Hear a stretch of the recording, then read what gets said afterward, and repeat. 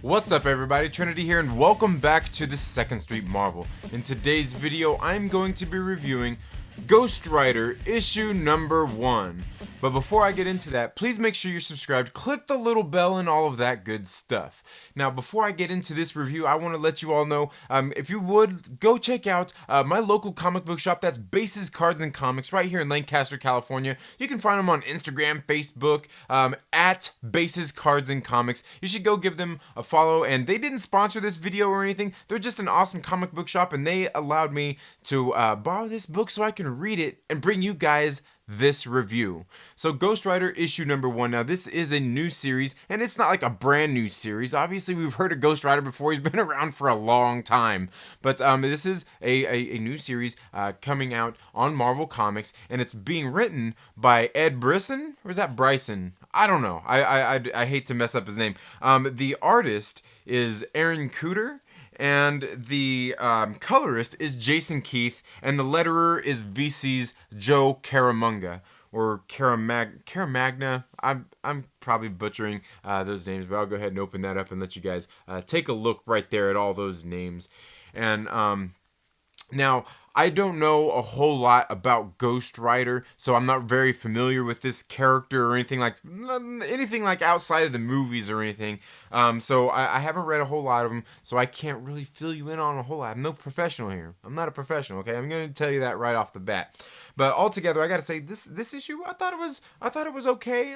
It wasn't enough to catch me in to where I want to just go buy this and continue pulling it. I've got quite a hefty pull list already anyway. But if you are a reader of Ghost Rider or a fan of the character, I think it's definitely one you may want to check out, because this book was actually pretty good. It was actually pretty good. Now it opens up.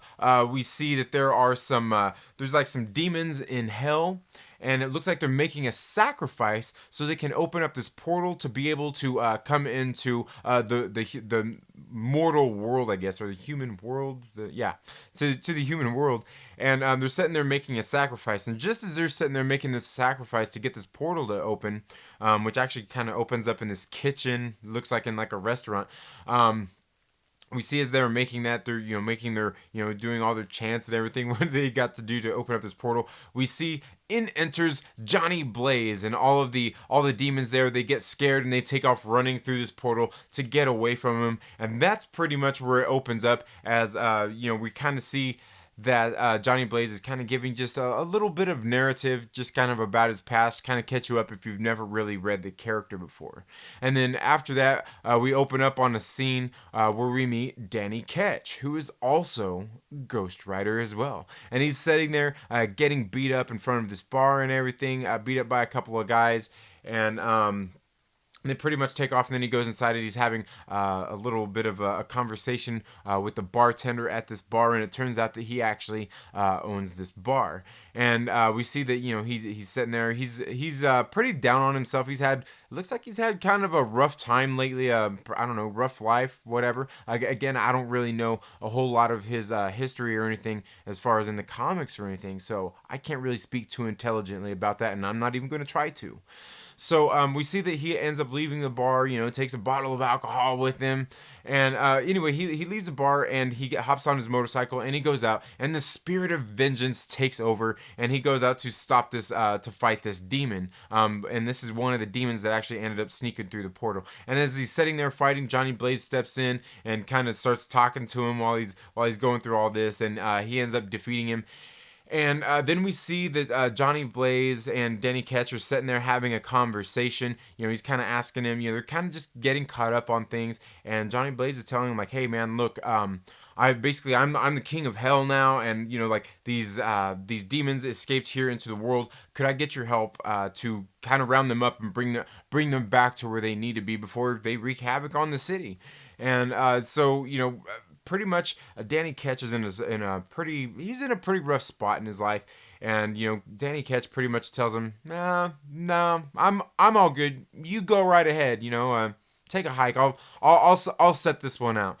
And and then we see that Johnny Blaze goes ahead and leaves, and that's when Danny Ketch actually leaves this bar as well. And it turns out that he actually owns this bar. He leaves and he goes to visit the gravesite of his mother. And as he is sitting there, he finishes his bottle of alcohol. He's sitting there. All of a sudden, he is confronted by his mother, who's there. Looks like probably in like a not necessarily zombie form, but maybe undead. And she sits there and starts telling him like, "Hey, look, Johnny Blaze, he's like the king of hell now."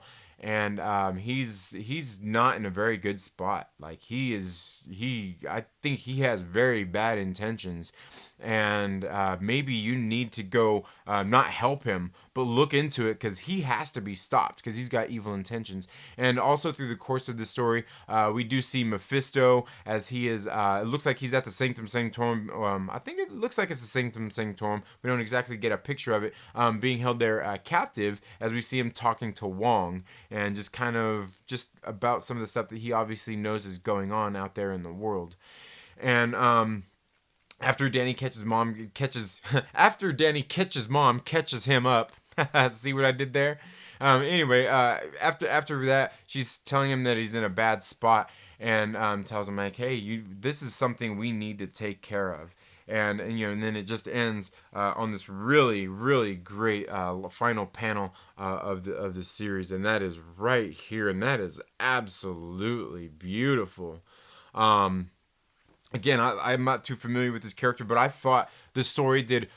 For me, not ever being a reader of anything before being caught up with these characters, I kind of really understood who these characters were and what was going on in the story behind it. I know some of this ended up tying into like the absolute carnage, something that had recently happened, because there is even an editor's note in there about one of the ghostwriters who was just killed as well in the recent absolute carnage series.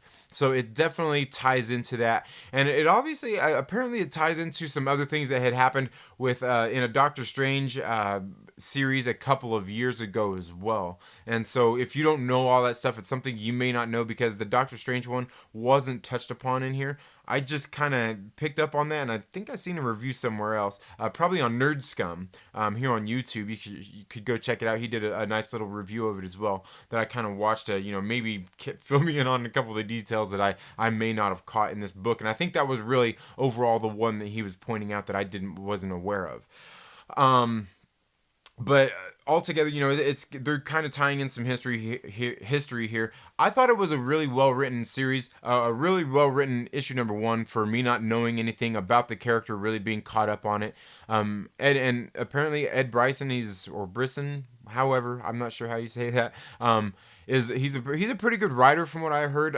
I'm not sure that I've actually really read a whole lot of his books before, but did a pretty good job introducing the characters and setting up the world in here, and it kind of gets you caught up, and it makes you want more. This did make me. It kind of makes me want to read this second issue, to tell you the truth. And like I said, I'm sure my local comic book shop will be nice enough and let me go ahead and borrow issue number 2 to bring you guys a review on that. And then at the very end of this book, we get another little. I think it's like it tells you about hell and other places. So it gives you this nice little story about all the different versions of hell and everything out there where you can go read about. Then after that, there's this nice little 3-page story called the Caretaker Chronicles, and we see this right here, written by the same writer, I believe the same artist and everything as well. Now the art is different, the colorist is the same, and the letterer is the same as well.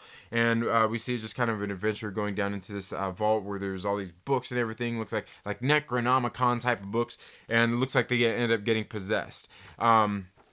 And gives you another little tease for like the next issue. But altogether, like I said, this isn't one I'm gonna pull or anything, but I will bring some reviews if you guys would like me to on this series. But altogether, if you guys like Ghost Rider, I think it's one you should definitely check out. Or even if you're just getting into reading comics, it might be one that you'd catch up on. I mean, it's the number 1, right? Anyway, but let me know down in the comments below, have you read Ghost Rider issue number 1? And let me know down in the comments, how I did on doing this review. That's all I have for this video today, folks. Thank you all so much for tuning in to the Second Street Marvel. If you haven't already, please make sure you're subscribed and click that little bell so you get notifications anytime I have uploaded new content. And if you like this video, please give it a thumbs up. And if you don't, give it a thumbs down. It's all good. But while you're at it, make sure you share it with a friend and invite them to come hang out with us here on the Second Street Marvel. You all have a very good day. Happy reading. Get out and support your local comic book shop, and we'll see you in the next video. Later.